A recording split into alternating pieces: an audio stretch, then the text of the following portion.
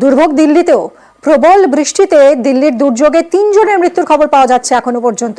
রাস্তায় জল জমে অবরুদ্ধ হয়ে পড়েছে রাজধানী। বৃষ্টিতে উপড়ে গিয়েছে 50টি গাছ।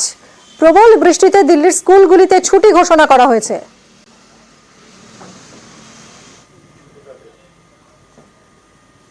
ভয়ঙ্কর ছবি দেখুন দিল্লির।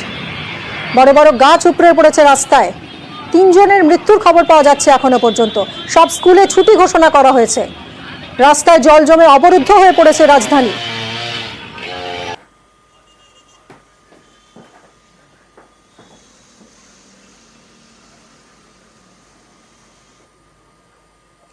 অন্যদিকে বর্ষায় বেহাল নতুন সংসদ ভবন। নতুন সংসদ ভবনের ছাদ চুঁইয়ে জল পড়ছে। জল পড়ার ভিডিও পোস্ট করেছে কংগ্রেস। সংসদে আলোচনা চেয়ে নোটিশ দিয়েছে কংগ্রেস। মৈত্রেয়ী রয়েছে আমার সঙ্গে, আমার সহকর্মী। মৈত্রেয়ী, নতুন সংসদ ভবন, সেখানে এই ছবি।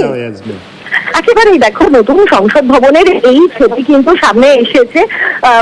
গতকালের দিল্লিতে যে মুষলধারে বৃষ্টি হয় এবং সেই বৃষ্টির পরেই কিন্তু এই ছবি সামনে এসেছে এবং যে জায়গার ছবি তৃণমূল সাংসদ মানিকরাম ঠাকুরের পোস্ট করেছেন, সেই ভিডিও কিন্তু এমন একটা জায়গা যেখান দিয়ে রাষ্ট্রপতি প্রবেশ করেন সংসদে। সেই প্রবেশ দ্বারের মাথাতে এই জায়গাতেই কিন্তু ঝরঝর করে জল পড়ছে এবং সেখানে বালতি রাখা রয়েছে, এমন ছবি সামনে এসেছে।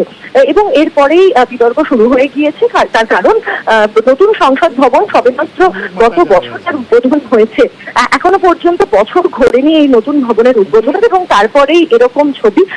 সেটা দেখে খুব স্বাভাবিকভাবেই কংগ্রেসের তরফ থেকে ইনফ্রাস্ট্রাকচারাল যে ডেফিসিট রয়েছে সেটা নিয়ে এবং আজকে সংসদে এই বিষয় নিয়ে আলোচনার দাবি জানানো হয়েছে। ধন্যবাদ মৈত্রেয়ী। প্রবল বৃষ্টিতে নতুন সংসদ ভবন, সেখানে ছাদ ছুঁয়ে জল পড়ছে। রীতিমতো বালতি রেখে সেই জল আটকানোর ব্যবস্থা করা হচ্ছে এবং এই ভিডিও পোস্ট করেছে কংগ্রেস। সংসদে আলোচনা চেয়ে নোটিশ কংগ্রেসের।